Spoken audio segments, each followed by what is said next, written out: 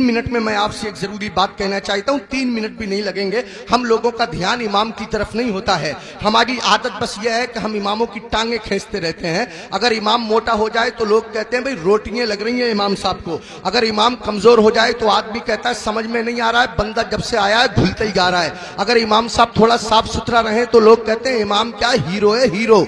अगर इमाम साहब थोड़े मैले कुचैले सुस्त टाइप के हो तो लोग कहते हैं इतना मैला आदमी है, उसके बराबर में बैठने को तबीयत भी नहीं करती है। अब मेरे भाई बताइए इमाम क्या करेगा? मोटा हो जाए तो परेशानी, पतला हो जाए तो परेशानी, साफ सुथरा रहे तो परेशानी, महिला कुचैला रहे तो परेशानी। लोग इमामों की तनख्वाह पे ध्यान नहीं देते। इमाम जितना आपका ख्याल रखता है आपकी बीबी भी उतना आपका ख्याल नहीं रख सकती।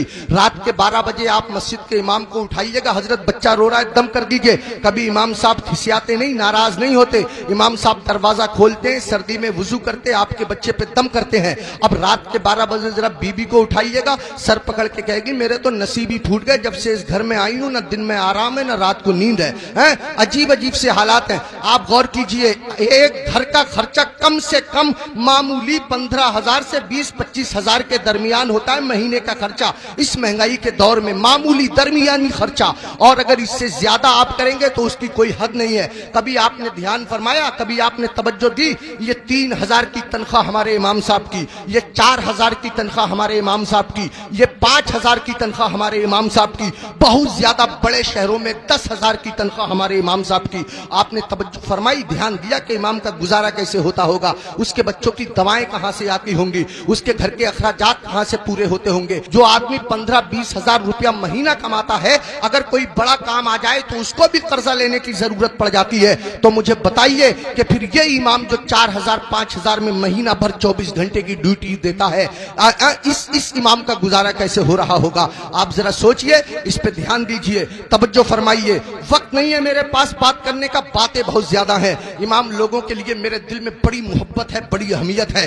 गांव गांव बस्ती बस्ती जाता हूं जलसों के हवाले से, इमामों के हालात देखता हूं, मेरा दिल रोता है, आंखों में आंसू आ जाते हैं। इमामों की लोगों ने वो हालत बना दी है। एक आखिरी बात कहता हूं, बात खत्म करता हूं। लोग इमामों पे बहुत ज्यादा नुक्ताचीनी करते हैं। पाजामा देखो इमाम साहब का, आंखों का सुरमा देखो इमाम साहब का, बाल देखो इमाम साहब के, टोपी देखो टेढ़ी है टेढ़ी।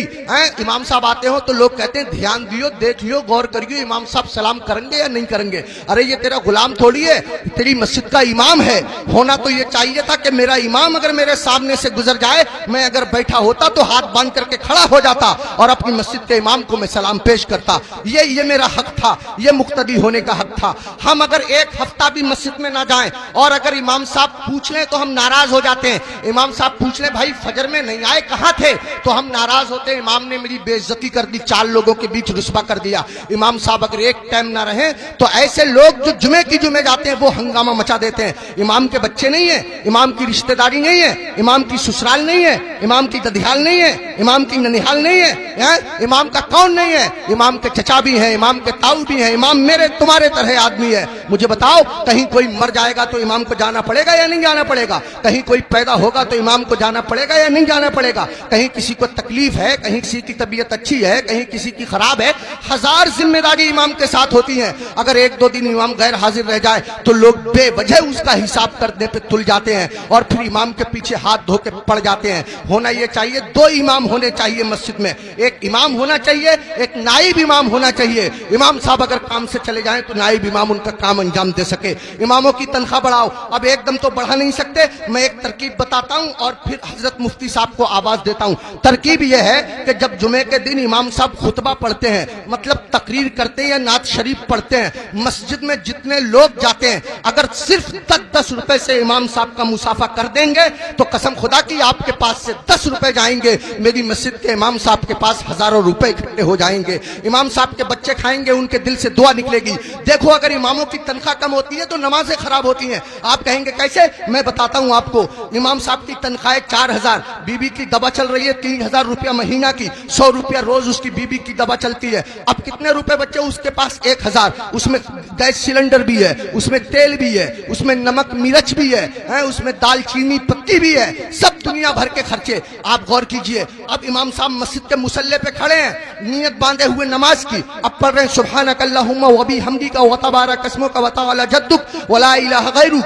अब सुबहाना जब खत्म हुआ तो इमाम साहब मन मन में सोच रहे हैं यार कोई मर भी तो नहीं रहा है, 40वां हो जाता, कुछ रुपए मिलते, खर्चा चल जाता।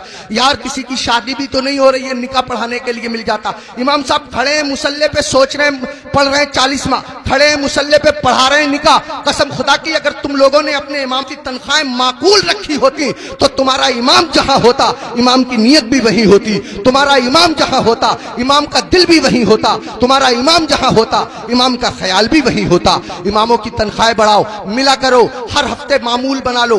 जब तुम कमाते हो, हजारों कमाते हो, मामूल बना लो कि हर महीने मैं इमाम साहब को गौसे आजम की तरफ से 11 रुपए दूंगा या 1100 रुपए दूंगा या 500 रुपए दूंगा। महीने में तुमको तनख्वाह मिले 10,000, महीने में तुमको तनख्वाह मिले 15,000, 8,000, 8,000 में से 100 रुपए चुपके से जाओ इमाम साहब से मुसाफा करके आ जाओ। अगर बस्ती में 100 घर हैं, सबके सब 100-100 रुपए से मुसाफा करेंगे, हिसाब जोड़ आप लेना रुपए कितने हो जाएंगे, इमाम साहब का काम हो जाएगा। मैं कहना ये चाहता हूं, इतना बड़ा इमाम, कभी तुमने सोचा तुम लोग अपने बिस्तर पे सोते रहते हो फजर की नमाज के वक्त, तुम्हारा इमाम तुम्हारी बस्ती की मस्जिद के मुसल्ले पे बैठ के तुम्हारे लिए दुआ कर रहा होता है, या अल्लाह मेरी बस्ती पे करम फरमा, या अल्लाह इस बस्ती पे रहम फरमा, लोगों के कारोबार में बरकत अता फरमा, इज्जत की हिफाजत फरमा, दौलत की हिफाजत फरमा, आबरू की हिफाजत फरमा। और तुम उसी इमाम के पीछे पड़े रहते हो जो तुम्हारे लिए दुआएं करता रहता है। एक आदमी पड़ा रहता था बहुत इमाम के पीछे, एक दिन पकड़ लिया इमाम साहब ने, अबे फजर की नमाज पढ़ी है? बोला बिल्कुल पढ़ी है। इमाम साहब बोले कै रकअतें पढ़ी है? बोला 10।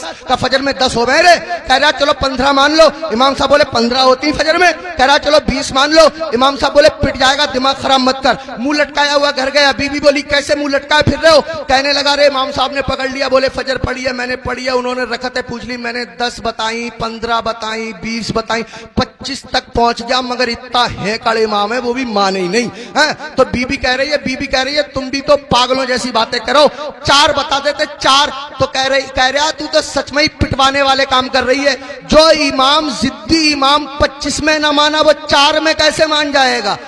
25 में माना नहीं, 4 में मान जाएगा। पिटवाने वाले काम कर रही है। इमामों के करीब आओ, इमामों का ख्याल रखो। जब खाना खाने बैठा करो इमाम को फोन कर लिया करो, हजरत खाना खाया नहीं खाया, आया नहीं आया, अगर आया तो क्या आया। अगर तुम्हारे घर कोई अच्छी चीज बना करे इमाम को पहुंचा दिया करो, इमाम का ख्याल रखा करो। बाल काटने की दुकान है, इमाम से बाल तरशवाने के पैसे मत लिया करो। कपड़े सिलने की दुकान है, इमाम के कपड़े फ्री सिल दिया करो। पूरी बस्ती का एक इमाम है, क्या नहीं हो सकता? मुश्किल काम नहीं है, मुश्किल काम नहीं है। एक इमाम के साथ अगर ये रियायत की जाए, कोशिश करो अपनी मस्जिद के इमामों को हज कराओ, उम्रे के लिए भेजो, सब मिलकर के कोशिश करो तो कोई कर रहा काम नहीं है। मैंने बहुत कीमती वक्त ले लिया, आपसे भी मैं माफी चाहता हूं और मुफ्ती साहब से भी मैं माफी चाहता हूं। मिंबर शरीफ पे बैठे हुए तमाम लोगों से मैं माफी चाहता हूं। मेरे दिल की तमन्ना थी, मेरी आरजू थी, इमामों के बड़े बुरे हालात लोगों ने बना दिए। यही वजह है हमारे 50% मौलवियों ने अपना कारोबार शुरू कर दिया, इमामतें छोड़ दी और इमामों के साथ ऐसे ही रवैया रहा तो कसम खुदा की तुम लोगों के बच्चों को अल्लाह और रसूल का नाम सिखाने वाले लोग मिलना मुश्किल हो जाएंगे।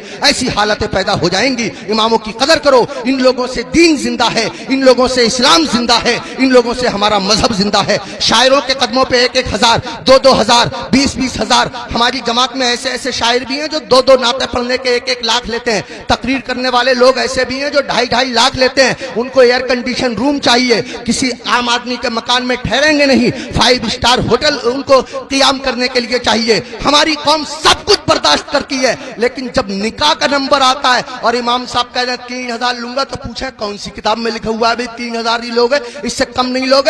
और वो 3,000 में से भी 500 रुपए ले लेते हैं मस्जिद के लिए, 1,000 रुपए मस्जिद के लिए। शरीयत का मसला यह है, निकाह पढ़ाने में जितने पैसे मिलते हैं वो सबके सब इमाम निकाह पढ़ाने वाले के होते हैं। अगर जबरन उससे मस्जिद के लिए पैसे लिए जाएंगे तो लेने वाले लोग मैदान महशर में उसका कर्जा देने के लिए तैयार रहे। इमाम के साथ वो ज्यादती जो लोग कर रहे हैं, इमाम के नाम से उगाते हैं ईद में लोग पैसे, 40,000 50,000 इमाम साहब को दे दिए, 7,000 8,000 बाकी बचा लिए। अरे इमाम के नाम से उगाया इमाम को दो, मस्जिद में और काम है, उसके नाम से कमाओ, उगाओ, इकट्ठे करो और मस्जिद में लगाओ। बहरहाल अल्लाह ताला माफ फरमाए, कोई भी शाखे तमन्ना हरी नहीं होगी, तेरे बगैर बसर जिंदगी नहीं होगी। जो दूसरों को अंधेरे में देखना चाहे उसी के घर में कभी रोशनी नहीं होगी। मैं ये नहीं कहता कि नात पढ़ने वालों को मत दो, मैं ये नहीं कहता कि तकरीर करने वालों को मत दो। अगर इनको देना बंद कर दोगे तो हम लोगों के बच्चे कैसे पलेंगे? मैं कहता हूं इनको भी दो, मगर इनके साथ साथ अपने इमाम का भी ख्याल रखो। ये तो हफ्ते में एक बार मिलेंगे, साल में एक बार जब जलसा होगा, सुबह को आप मेरा फोन लगाइएगा, 2 बजे तक हम फोन बंद करके सो जाएंगे। आपका इमाम तो तीजे में काम आता है, आपका इमाम तो 10वें में काम आता है, आपका इमाम तो 20वें में काम आता है, आपका इमाम तो 40वें में काम आता है, ये छमाई में बरसी में काम आता है। ये वो इमाम है जो तुम्हारे बाप का निकाह पढ़ाता है, तब आदमी जायज तरीके से पैदा होता है। अगर इसने बाप का निकाह